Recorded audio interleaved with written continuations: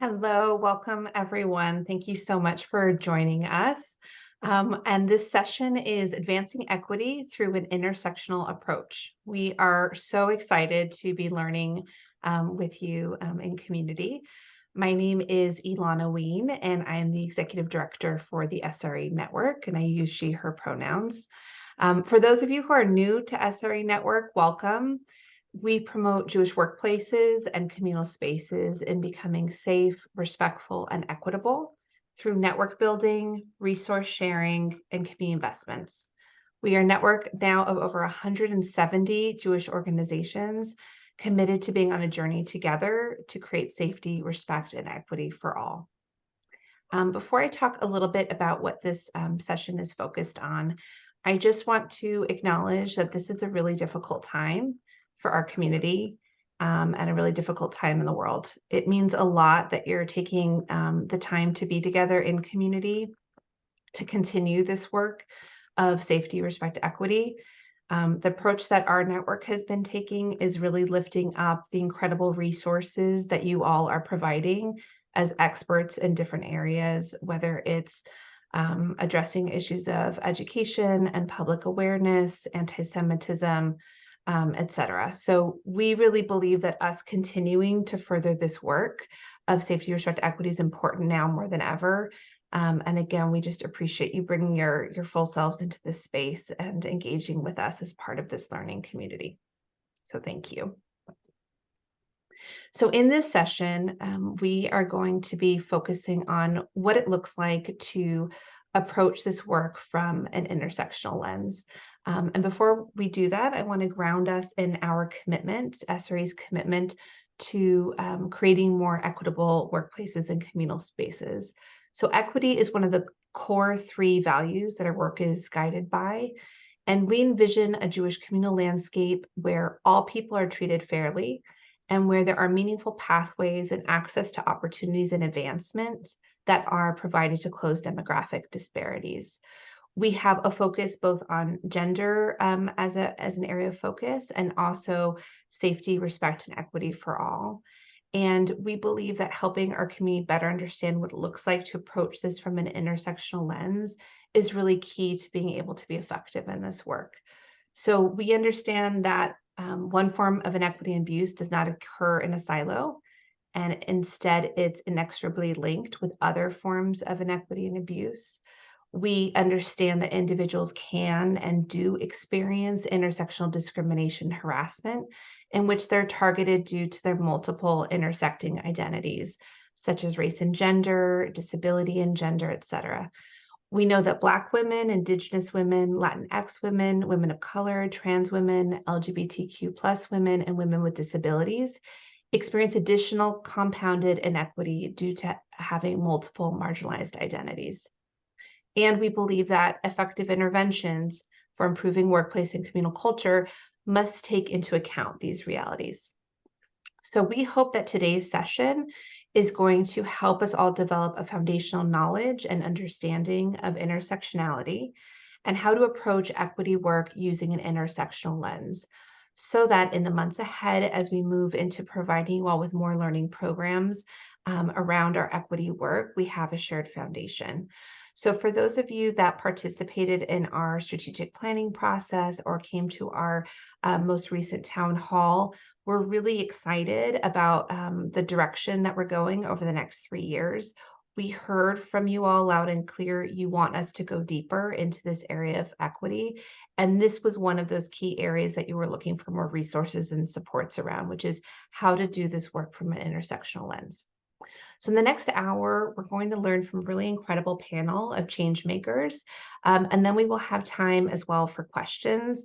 We are recording this session, so it's available both for you to look at afterwards, to share with colleagues within your organization and others who weren't able to join. For the questions and answer, please feel free to submit your questions in the chat. If you wish to ask a question anonymously at any point, you can also do so in the chat.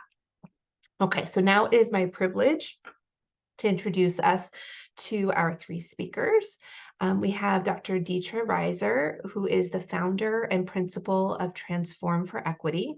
She supports individuals and institutions' continued growth through anti-racist thoughts and actions. We also have Feldblum, who is a longtime civil rights advocate and scholar who specializes in issues regarding LGBTQ plus people, people with disabilities, and women. And we also have Rabbi Micah Buck-Yael, who is Keshet's Director of Education and Training, where they support organizations across the spectrum of Jewish life to build communities in which LGBTQ plus Jews and our families can thrive. So a big thank you to each of them for taking the time to share their expertise with our community, and we're excited to dive in. So my first question for our panelists, in our journeys to become more equitable organizations and a more equitable Jewish communal landscape, it's really important that we have a shared language. And we want to start this conversation by really setting a foundational understanding of what intersectionality is and what equity is. So often we find that intersectionality can be used more as a buzzword and can be misunderstood. But it's really critical that we have this shared framework so that we can put this work into action. So would love to hear from each of you, and I'd love to start with Deitra first. How do you explain intersectionality and equity, and what do these mean for your work? Thank you. So wonderful to be here with everyone today. So whenever I start talking about intersectionality, I first want to really remember who coined the term. Kimberly Crenshaw, who is a lawyer and scholar, coined it in the 80s when she was working on a case for GM, General Motors. And the reason it was needed was because the women she was representing were Black women who were working on the floor of GM in the factory. And their discrimination, they were not getting the same pay. And not only were they not getting the same pay as the factory workers in the factory, they were also not getting the same pay as the white women who were in the office. There were no Black women who were working in the office. And so her argument was they were being doubly impacted. And it wasn't just that case that allowed her to frame and coin this term. It was looking at the laws throughout the states, right? It was looking and seeing that time and time again, Black women were not being protected by the laws that were set up around equity in race, and they were not being protected because of their race with the laws that were protecting women. And so that's where the term comes from. And she credits her kind of the way she visually learns, to coming up with the term intersectionality. And so when we think about an intersection and the idea that cars can come in, different directions depending on what that intersection looks like. In a car, you might get hit because of race, sex, gender, all these ideas and identities that could be in one person. And it's sometimes hard to tell which of those identities is really causing the most harm. And so it's this idea that sometimes you can't pull it apart. And so first I think of that, and then in all of my work, I really like to come back to intersectionality and think of it as our whole identities. And I include our Jewish identity in framing and thinking about intersectionality. Thank you, Deitra. Rabbi Micah, I would love to hear from you. Amazing. Thank you for taking us through the journey of this term at its core legal roots and Kimberly Crenshaw's reasons and experience for coining a desperately needed term. I think I can share a little bit about the way that the concept of intersectionality applies in the work that I do at Keshet and the work that a lot of our organizations do, naming that this is a term that has its roots in and cannot ever be separated from Black feminism, and is a term that has really important implications that strengthen all the different types of work that we might do for equity in all sorts of other areas. By naming that there's no such thing as a person who exists in one issue or along only one axis. And one of the things that really jumped out at me in a powerful way reading Kimberly Crenshaw's paper on this term is the notion of who gets to represent a group. One of the things that she was noticing is in the world of feminism, it was consistently white women who were being selected to represent women as a group, specifically because of the notion that a Black woman was a, quote, special category within women and therefore couldn't represent the whole, while white women were being seen as, well, that's the default. Not seen as, right? I would say that many people enacting in these ways might consciously say, of course I know that people have all different types of identities. So I will say systems behave as if whiteness was the default, and therefore that was who was seen as able to represent the whole group, even if they were no more representative than anybody else. So one of the things that is incredibly important to me is that so many of our organizations are built around one particular axis of equity, right? Keshet works for LGBTQ plus belonging and equality in Jewish life. There are organizations that work for disability justice in the world at large and in Jewish life. There are organizations that work for racial justice and equity in the world at large and in Jewish life. And what happens is we are at our strongest when within that framework, we remember the multiplicity of experiences that make up the communities that we work for. That LGBTQ equity work that doesn't focus on the ways in which LGBTQ plus people of color are doubly impacted. LGBTQ plus people with disabilities are doubly impacted.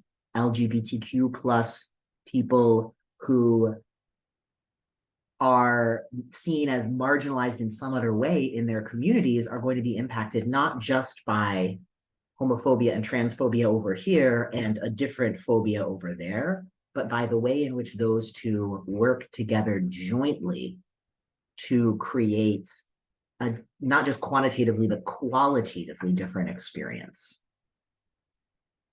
I'm going to pass it onwards. Yes. Thank you. I would love to hear from you how you think about intersectionality and how it relates to equity work. Sure. Lovely to be here, and great in terms of Deitra and Micah in giving these remarks and setting the context really, really in a helpful way. In a certain respect, I think it's common sense, right? Like everyone right now, just take a moment, just in your own head, and think about the things that you think of as making up your identity. Just take a moment. Now, I'm sure many of you had a number of different things that would make that up. Some of it may have been manifest to others, right here, if they see you on the Zoom. Maybe your gender, maybe your race.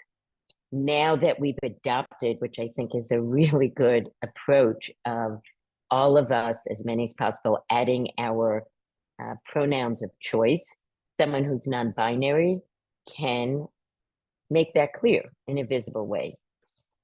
One of the reasons that I put PWD on my piece is because I'm a person with a hidden disability. That's not something you would know by looking at me. I mean, you also wouldn't know that I'm a lesbian, but in terms of what's out there in the world right now, that's what felt important to me. You also wouldn't know that I'm the child of a Holocaust survivor or that I grew up in a very low-income neighborhood, both of which are also things that affect me. So in a certain respect, I think we all get the common sense piece of this. What is not always understood is the discrimination part of it. And I know Kim and others sort of really tried to push the intersectionality point in the law. Certainly when I was a commissioner at the EOC, we tried to push that. It's very hard to get that accepted in the law as something that should be treated differently. But I think for all of us, and part of this conversation is maybe it's difficult in the law, but it shouldn't be difficult for us to see how it impacts in a real way, and then to think in an intentional, strategic manner, how do we acknowledge that? And how do we act in a manner that acknowledges that? Thank you, Hai. Would love to turn it back over to Deitra in terms of what Hai was just sharing, how we, see these issues in a real way, how people are experiencing this in a real way, and would love to hear kind of what you're seeing in terms of the realities on the ground, trends right now, and the experiences that folks are having, particularly around this issue. So one thing that I think about when I'm thinking about intersectionality is really the opportunity for someone to bring their whole entire self, all of their identities, and that those identities are respected, seen, and accounted for. So if we go back to what I was just saying about thinking about your own identities on all these different social identity, and we just it was just shared that we all have so many different identities, and anytime we have an identity that is disadvantaged in some way, there can be harm that is done or said around that identity that is impactful, that actually causes pain, distress, anxiety. There's a lot of research out there talking about how what often people call as microaggressions actually cause physical harm because our mental capacities are loaded, depression. And so these are real things that are impacting people. And it's not just racist microaggressions or racist abuse that people encounter. And so when someone is holding multiple identities that are disadvantaged, there are multiple opportunities to experience harm. And so when we're thinking about all those different identities and that harm from abuse, it is consequential. I'll also say tokenization is something that a lot of folks of color cite as happening in their nonprofit organizations, both in our Jewish ecosystem and beyond. And that is harmful in a few ways. I won't get into all of them, but it may be. And the first thing I'm going to say is there are always folks who are qualified. And so it is about who is in your network and how you are going about finding folks. And so, but sometimes that's not recognized. And so when people are first tokenized, there can be harm that comes, and a decision that is made by the person who is being tokenized, whether or not that is something they want to step into. And that choice is weight. It's a weight that a person is bearing. And so a lot can be said around tokenization. But I do want to say that that is one of the number one things that come up when speaking to people of color, harm that they experience, and in a different way, it can be harmful for the institution who is tokenizing. And then the other thing that comes up often is just folks saying how nonprofits are talking the talk and not walking the walk. And so what does that look like for the people who are holding these intersectional identities to hear words being said, but not feel this sense of belonging in this place that is able to support what they need for their growth, and to support what they need to actually be in a space of equity. And then the other thing that has come up are all these lawsuits that are happening, especially more around racial equity and that chilling effect that we are seeing across, really across the nation.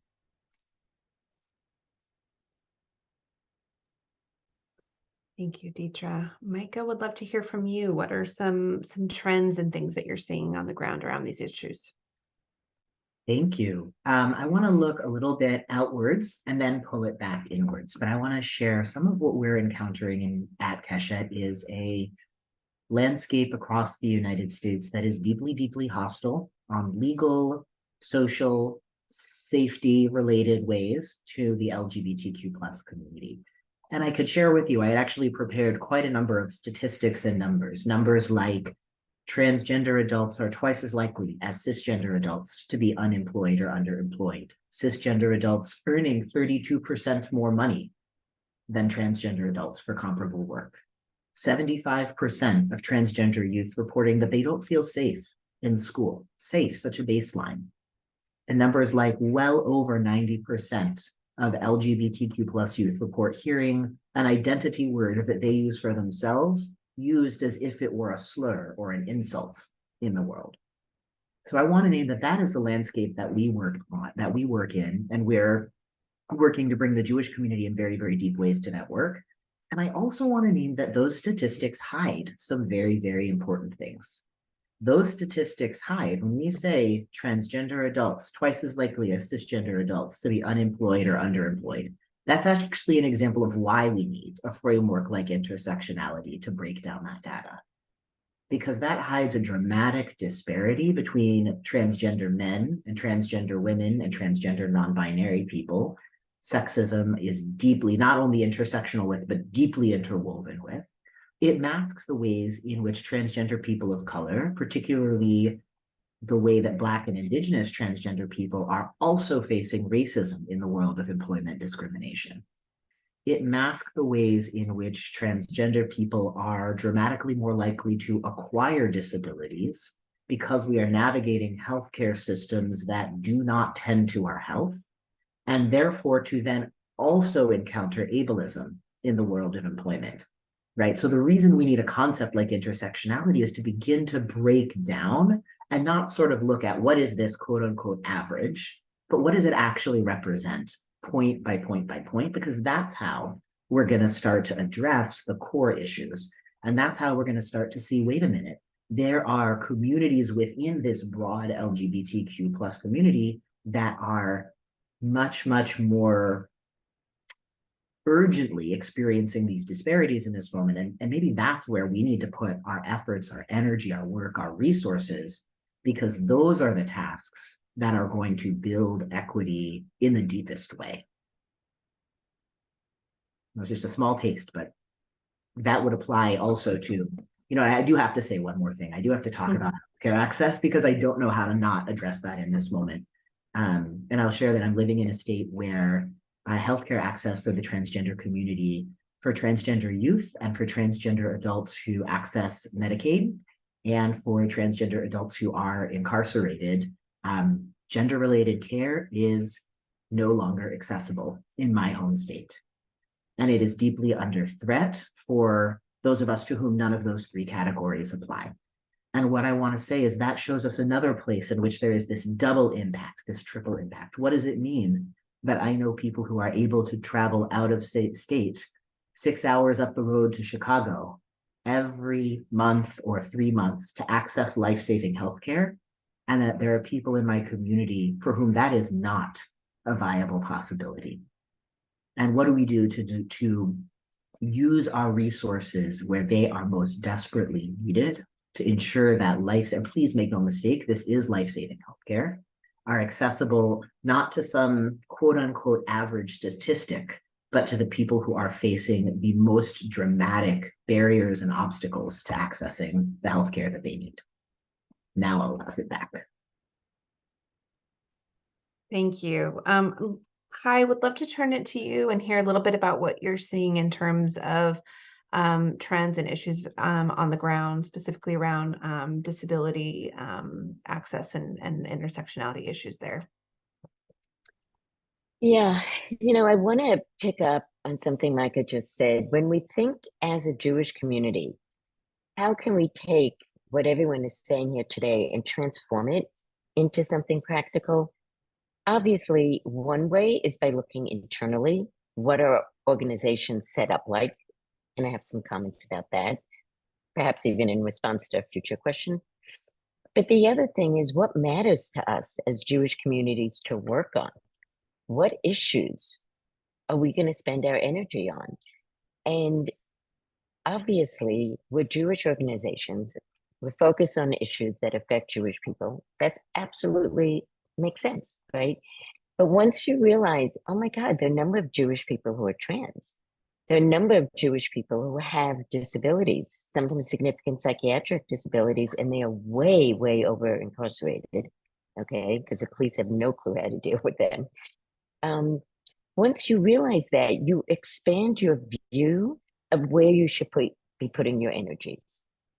And I have to say, oh my God, I've been doing LGBT work since the 1986, 87, and including the work when we finally included the trans in our understanding, LGBT, including understanding that queer is something that the younger generation uses. Okay, we've expanded our understanding, but it always seemed like it was moving forward in a positive way for those of us in both the LGBTQ community and for people in the disability community. And now it doesn't feel safe for some people. It really doesn't feel safe for trans folks, whether you're in a state that's already come down against you, or you're in another state where it's just setting up a milieu of discomfort or fear.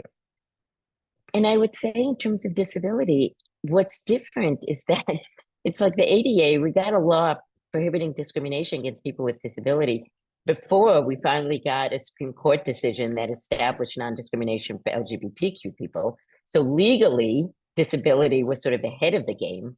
But in terms of stigma, especially for hidden disabilities, the LGBTQ community was out there with an idea of pride in a way that even though there is disability pride, people still think that if you ask your employees, do you have a disability, that somehow that's intrusive and problematic. As opposed to saying, look, you don't have to, this is an anonymous survey or whatever, but we want you here in terms of representation. And we want to communicate to you that this is a safe place to come out about a hidden disability, especially if you need an accommodation in order to really be successful in your job. So I think both in thinking about what you can do internally as an organization and what you can put your resources on, this conversation is important. And I think recognizing how things have gone either backwards for some people or has never achieved the non-stigmatization that we'd like to see, those are important things to know. Thank you. And Deitra, I think you had something to add there too. Thank you. As Kai was just talking about what is important in our Jewish community, I thought, let me make sure I do not leave here without letting folks know that 15% of our US Jewish communities is made up of people of color. And every day we're getting more racially diverse. So just a reminder that 1 in 7 in this country are Jews of color. And so, again, that intersectionality, and I always want to remind people that anytime we're thinking of anything, think of just multiple identities in one person. And we keep doing that, but every time we're saying something, just think of how one person can have 7 or 8 or more identities that are disadvantaged. And how is that person walking through your organization? How are they walking through their day? Thank you. So we're gonna do a little bit more conversation, and then we're gonna have take some questions from the audience. And it's possible I've taken a sneak peek at some of the questions, and would love to weave some of that into the conversation. So, as I mentioned at the start of this program, we're going through a really hard time right now in the Jewish community and the wider world.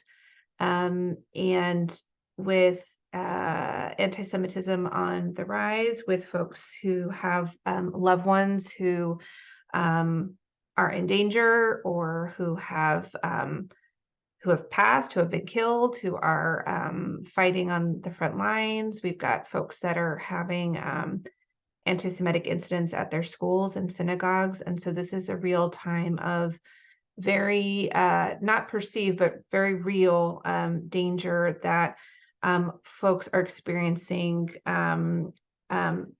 due to their Jewish identity. And of course, this whole conversation is about the intersections, and that's what I'm hearing loud and clear.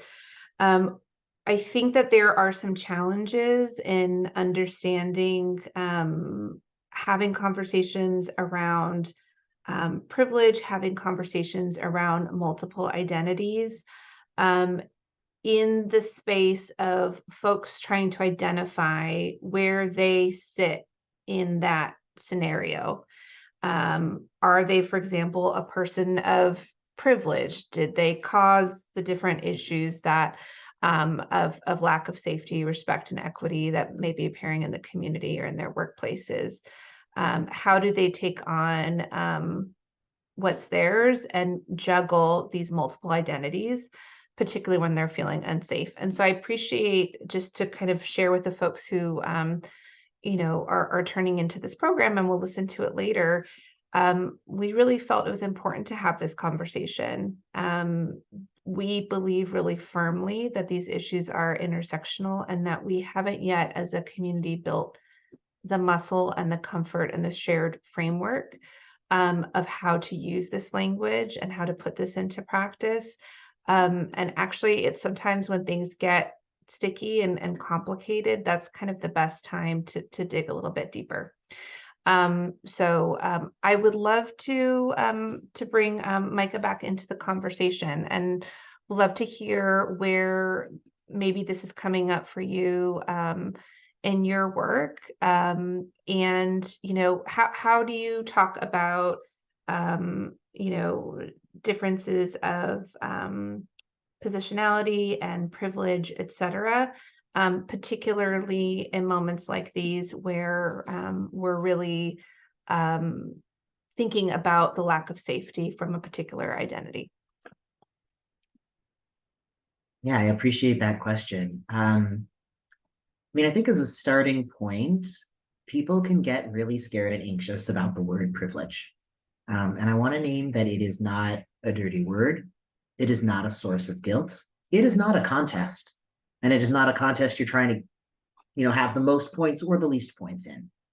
It is a description, or it's one effort at describing some of what happens in the world, which is, and I'm going to say, actually, we talked about intersectionality as a framework that has its roots in Black feminism. I also want to share a framework that has its roots in disability justice work, which is this concept of universal design and how do we design spaces, right? So much of the world that we navigate is designed with certain assumptions about who are people who navigate through that world, and are built in ways that reflect this sort of imagined default user, right? So for example, if we are figuring out how do we establish and build security around our synagogue building, our JCC building, our communal building, particularly in a time of heightened anti-Semitism, if we're thinking about what is our security procedure going to look like and be experienced like, it's really common for a community to sort of have a default picture in their mind of who is the person who's coming through that security experience, design that experience around them, assuming things like, maybe we're gonna quote unquote guess who seems like they belong in this space based on our preconceived notions of what a Jewish person looks like. Again, 15% of the Jewish community are people of color, and that often doesn't translate into that default user, who are we building it to experience. We're going to assume everyone has an ID with a photo that looks like their gender and a name that is the same as the name they use, or a gender marker that aligns with how they present themselves, right? So we're assuming this sort of default that doesn't reflect the totality of who is coming into our spaces. And the same could be said of, how do we design a ritual experience, or inviting a person, particularly maybe someone who's new in our space, to a ritual experience. The same might be true of how do we design a curriculum in a day school or a Hebrew school. The same might be true in terms of how do we build physical facilities to get to offices and workout equipment and all the components of what makes our space our space. So what we think about is not using the term privilege sort of as equated with having privilege equals being the problem, but really thinking about, no, where are the places where my experience is assumed as the default? And if I find that my experience is assumed as the default, how can I take a moment to ask some questions and figure out, what about all the other experiences that are being treated as the exception? That's what I think is a helpful way, not the only helpful way, but a helpful way to engage with that concept of privilege. Thank you. Super appreciate that. And wanted to just see if there were any other thoughts on that piece. And then I had a follow-up for Deitra. So a question we had, Deitra, when you were sharing some different trends that you're seeing, one of the ones that you mentioned was tokenism, and the harm that causes both for the individual experiencing it and also for the institution. And would love to just hear if you could talk a little bit more about what you're seeing and what some things are for folks on the call who are working within organizations. What should they be kind of looking out for and thinking about and understanding about this issue?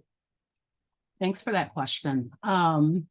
Over a year ago, I did a number of interviews for the Jewish Justice Social Roundtable with people of color who are working in Jewish nonprofit organizations, members of the roundtable. And what came up a lot from folks of color was this feeling of being tokenized. And first, let me take a step back and just even say what tokenization is. It is when someone is chosen for a marginalized identity. So it does not only happen around race. Again, all these oppressions are linked, and they're always linked. So we're going back to the intersectionality of our identities. And so and the folks that I interviewed, of course, had intersectional identities. So while the focus was around racial identity, folks are coming as their whole selves and are experiencing their workplaces with all of their identities. And so it might be that an organization has a strategic plan of increasing representation of any identity.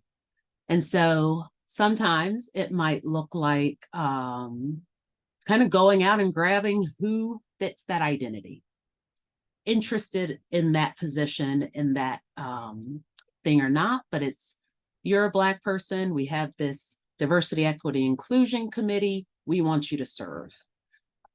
Well, if you've asked your organization and that person of color hasn't stepped forward, and I'm going to apologize for saying stepped forward, but has not volunteered, then that person has their own reasons. And so even asking is in a way tokenization. It also shows up by not searching hard enough for someone who does meet what it is that you're looking for, and instead stopping at the identity. It might look like asking someone about their experience and equating that to speaking for the whole of that group. So it shows up in different ways. And in that last example, that might be the easiest for a person who holds that identity. You know, one thing that I hope is coming across very clearly in this discussion is that people are different. And so there cannot be a representation.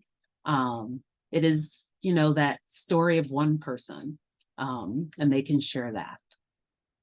And so harm-wise, that feels like a racist harm, or you know, some kind of microaggression if someone is asking someone to speak on behalf of their marginalized identity. And I'm also reading what Whitney Weathers is putting in the chat. Yes, that's right. The idea of assuming that someone who has a marginalized identity is there to educate other folks is, it is emotional labor that is heavy and harmful.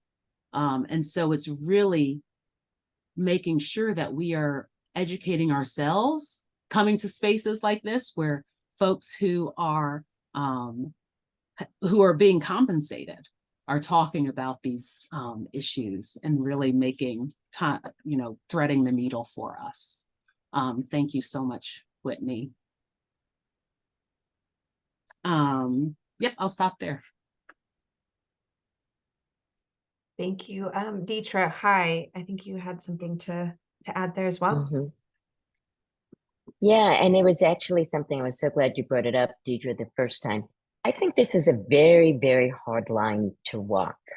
And that is the line between making sure that you are listening to people who hold a certain experience, like you say, their full self, and not expecting people to have to take on more work or to represent everyone, etc. That's a very hard line to walk. So for example, in the disability community, the motto when we were working on the ADA was nothing about us without us. Okay, we were so tired of the paternalism of people who was deciding what people who often with manifest disabilities, blind or deaf, intellectual, developmental disabilities, what was good for them. You know, nothing about us without us, right? On the other hand, it should not be that people who are who have a disability, people who are LGBTQ, people who are Black or other BIPOC, you know, identities, should be expected to do work that, like you said, they didn't volunteer. You know, they were done with it. So that's a sensitivity. It's figuring out how to make sure that you are communicating that you do want to listen, and you don't want to try to set up a group that's going to be dealing with diversity, equity, inclusion, and doesn't have diversity in that group, but also not assuming that the only place to get that, let's say, is within your own organization. It's just adding that extra step. But I cannot emphasize enough the importance of people feeling listened to, because psychological safety is really the most important thing in an organization for making it a good place to be. And psychological safety is made up of two components: feeling safe to speak up about an idea or concern, and feeling safe to own up to a mistake. I mean, based on the research, those are the two elements. So you need to communicate to employees that they are safe to speak up about an idea or concern, including feeling safe to say when the message goes out to volunteer for something, to be able to go to the person putting it together to say, I love the fact that you're doing this. I don't want to do it. I've got too much on my plate. You know, there's someone outside in the community who could be very good. Do you want me to reach out to them? But people need to feel safe to come forward and having those conversations without the people who are trying to create a place where they're listening to feel like, oh my God, I can never do anything right, right? No one wants to be in that position. But if we are intentional about it, there are ways to walk that line, I believe. Thank you, Kai. So with our remaining time, I want to try to tackle two additional questions. One that's a follow-up on an earlier one. So one is, and I see somebody mentioned in the chat as well, there's a lot of challenges in the current climate.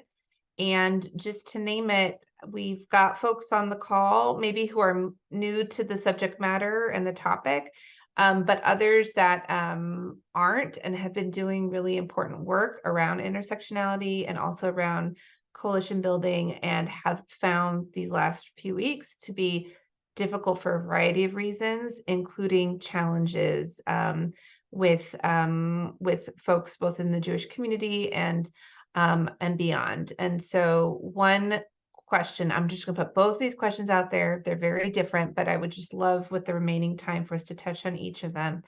But one question is, how do we really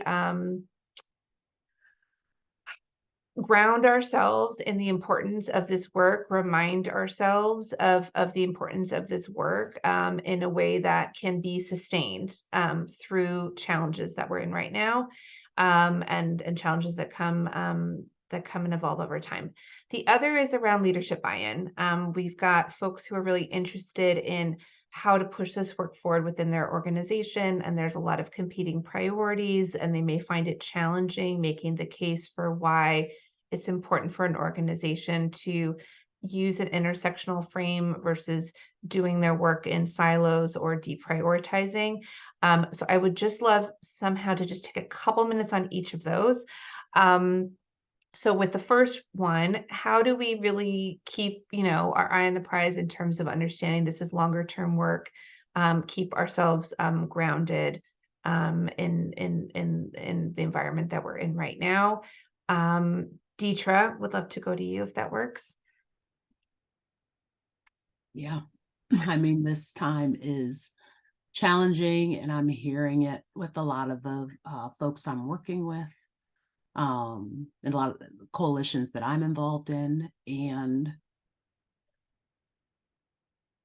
the answer to me is that we are grounding ourselves in our Jewish values of really being and putting the importance on humanity, and trying our best to hold each other closer, even when we're not finding much common ground. But my hope is that the common ground is that we value life.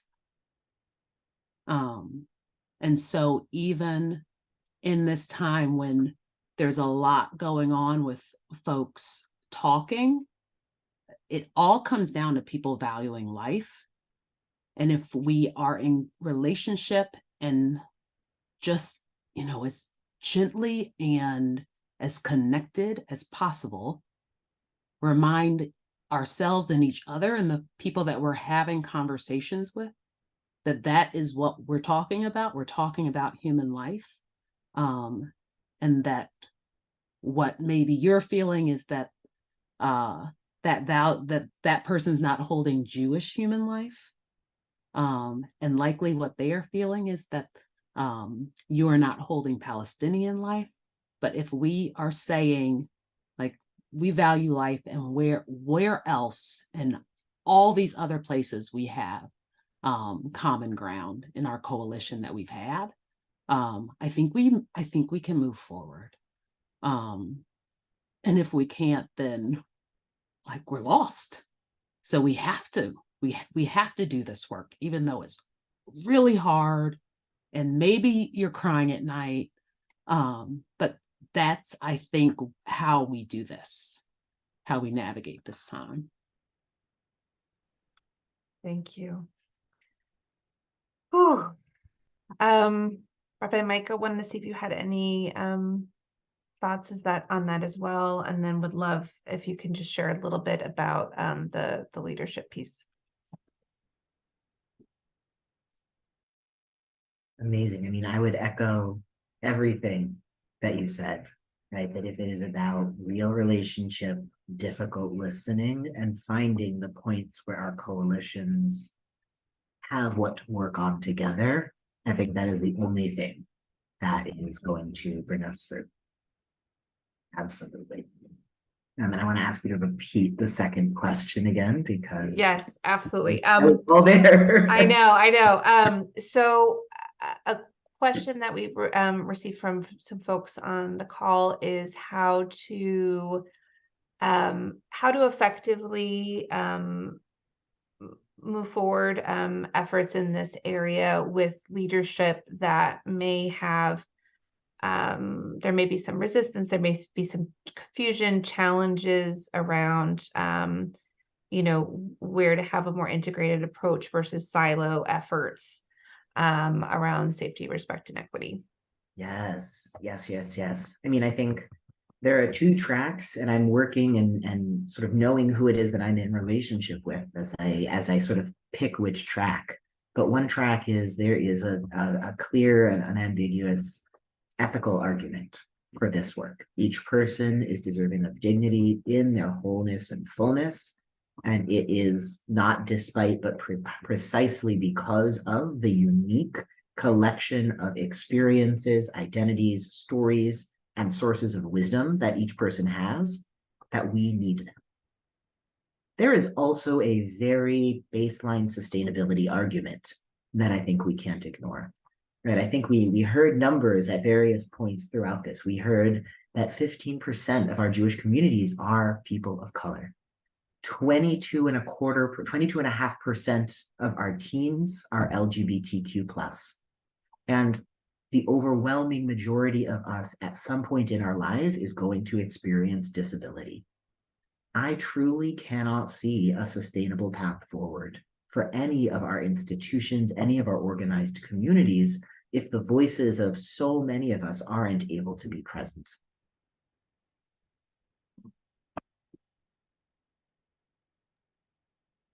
Thank you. Thank you so much. I wanted to see if you had any thoughts on this, either the leadership piece of it, or also what folks are sharing about this very difficult time and moving these efforts forward in this period. Mm-hmm. I want to say something in terms of both what Deitra said and some of the response in the chat to that, but I also want to pick up on the question that Rabbi Mary Zamor said it as, how can we navigate the difficult ways that the Israel-Hamas war is derailing some of the coalition building around intersectionality?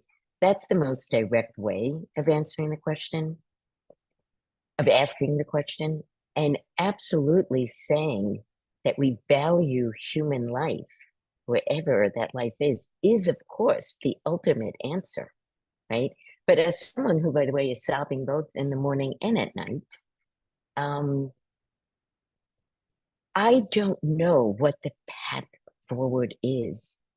It's not only, we don't know what the path forward is in valuing human life in the war right now, but what the path forward is in dealing with the harm and insecurity that has developed because of some of what we have experienced in coalitions around intersectionality that we felt safe in and connected to before.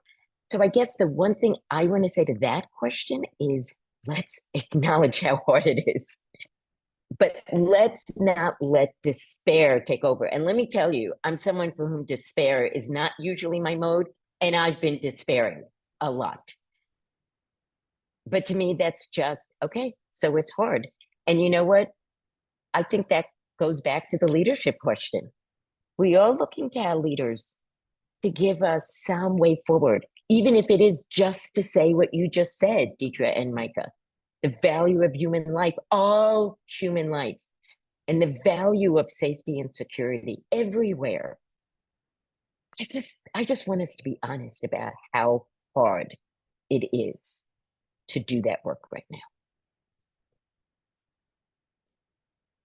Thank you so much, Chai. Deitra, I wanted to see if you had something to add before we close out the program. Thank you for that. I wanted to add on to what Rabbi Micah was just saying.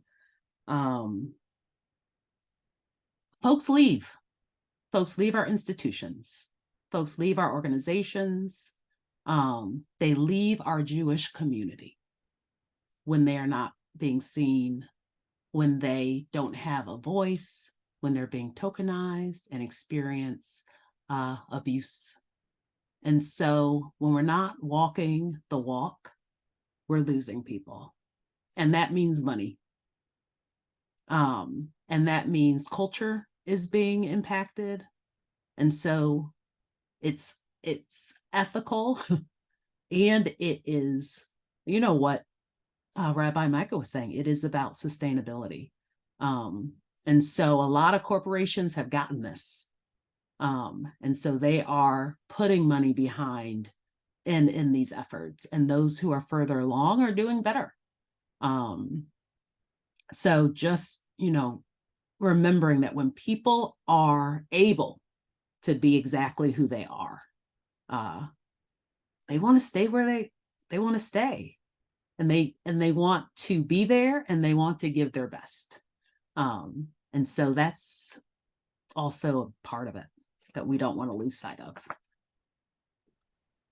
Thank you. Well, thank you so much to our incredible speakers. We have Dr. Deitra Reiser, Rabbi Micah Buck-Yael, and Chai Feldblum. Really appreciate you being in conversation with us today. We know we have a lot of folks listening in, and we also have folks that will be watching the recording after. We really see this as providing a foundational framework and conversation around these important issues. And we have a number of other learning programs coming up as well. Want to remind each of you that the SRE Network team is here first and foremost to support you. If you need any assistance in your SRE journey, resources, guidance, referrals, please do let us know.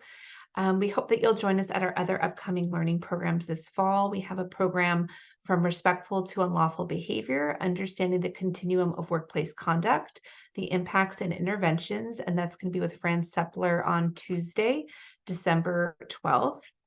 And we also are currently accepting applications for our institutional accountability to teshuva and restorative justice program, What Institutions Need to Know. It's a cohort learning experience that will take place this January and February. So we hope you have a great rest of your day. And again, thank you so much for being with us. Take good care.